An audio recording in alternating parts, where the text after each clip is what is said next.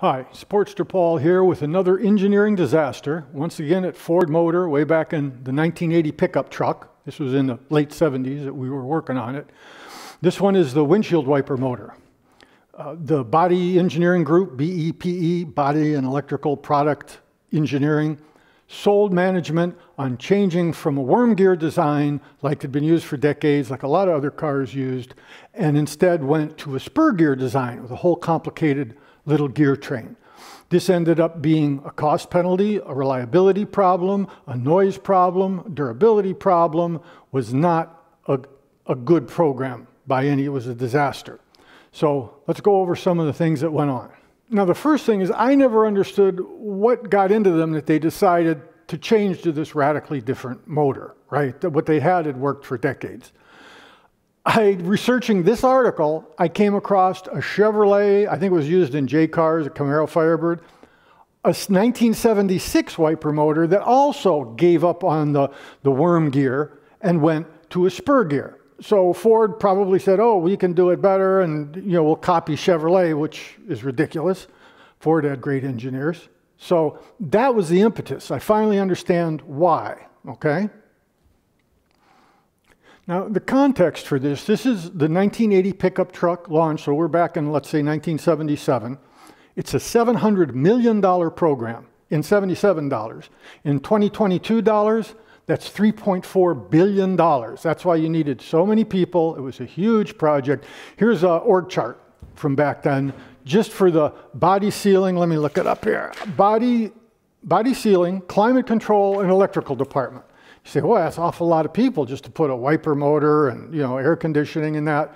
But it's a huge, huge project, and you have to have a lot of engineers. So when things go wrong, like just happened with this wiper motor, or the instrument panel I told you about yesterday, when things go wrong, you can fix it. Now here, we'll put it up, is a picture of the 1979 Ford truck windshield wiper motor. And you can see it's got a worm gear setup if you kind of understand. We'll show you a picture later of the insides of this. And one of the problems is it has pigtails, right? It has a little wires coming out of it with a connector on the end. And you say, what's so bad about that? Well, in the assembly plant, because the labor loads weren't even, sometimes you have air-conditioned cars, sometimes you have a trailer package, sometimes you got a lot of loaded cars, guys would get behind. So when they got behind, what they do is they take 5 or 6 of these windshield wiper motors and they pick them up by the wire harness, because that's a convenient handle, right? You can get 3 in each hand, walk down the line, plop them onto the trucks that have passed you already, and then get your fasteners out of your jacket and start zipping them in on the way back to your station. So pigtails, bad thing. So that was one thing, was goal of the project. Let's get the pigtail out. The other problem with pigtails, you see that connector's loose, so it can flop around.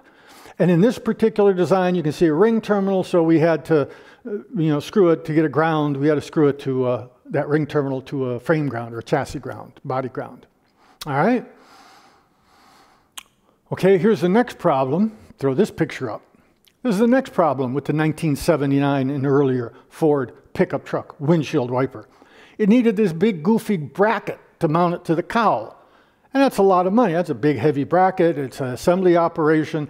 Yeah, it's ridiculous. They've been putting motors into the sheet metal for a long time. So that was a goal, which we successfully did, right? We got rid of that bracket, much simpler, more straightforward. So that got done. Okay, throw this picture up. Okay, this is another view of that 1980, the new windshield wiper motor. I was a product engineer. I didn't design the thing, but I had to get it put into a pickup truck, and boy, was it a headache. The first thing, before we even had a prototype truck to put it in, they put it on a test stand. And interestingly, a dry glass windshield wiper is not the maximum torque. At least not back then with the rubber they used in the windshield wipers. It was damp dry, a very light mist. It's mostly dry, and somehow that actually increased the coefficient of friction and was the greatest torque demand. So as soon as they slapped those in, Ford, being run by finance weasels and whiz kids and MBAs at that time, they made all the gears out of plastic. That's how they sold it. Oh, big cost reduction. Well, anybody who's had their head under a car, any good, American person has had his or her head under a car and played around and worked on things, could look at those gears and say, well, that little one is going to break. That can't be plastic. And sure enough, it did. So we caught that right in early testing. It wasn't super critical, but it was a cost penalty. So now it's not a cost savings. Now I think it was a wash by then, all right? So that was the first problem. Then what was next? Oh, the noise. That was the big disaster, because this is, trying to be a cool guy. They all wanted, I told you that last video about all the car people, management coming over wanting to make the truck like a car. So they didn't want this loud, whiny. Why? Because if you look at the way it's made, it's deep stamped drawing, and they're trying to hold center to center distances over it. I mean, that's ridiculous, right? And look at that picture again. You can see one of the things we had to do, that flat plate where I got the ellipse around it, the red ellipse, we had to coin it. You can see all these tiny little divots, and that's in a stamping press where you come with little divots on both sides, and that flattens the thing out. Essentially, you're putting stress on the surface of both sides, but equal, and it gets it nice and flat, right? So that was an issue we had to do. What else? Now I could swear when this project started in '77, the wiper motor had been mounted inside the cab. And that was going to be some cool guy thing, and it was safer and quieter and good.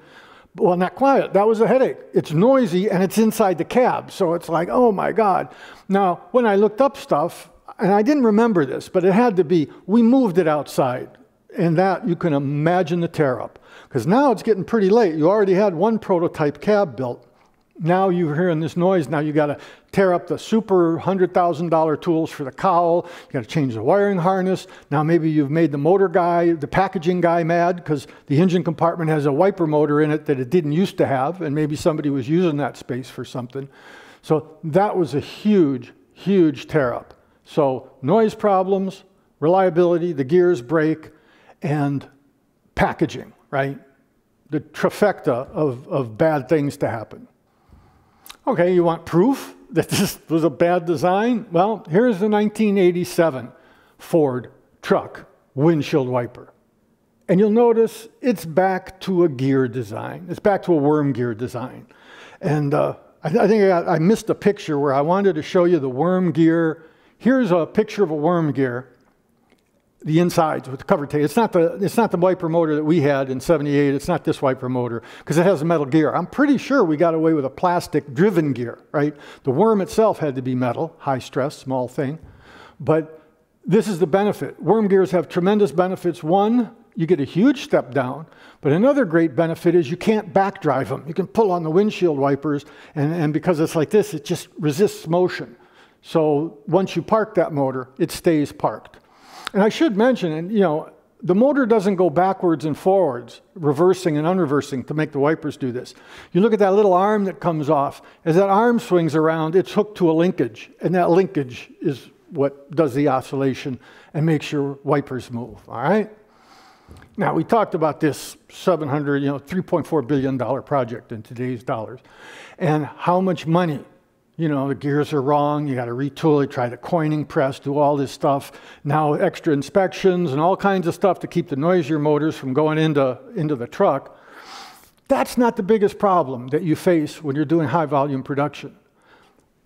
People don't understand working in industrial, or I worked for military contractors, Hewlett-Packard, all these places.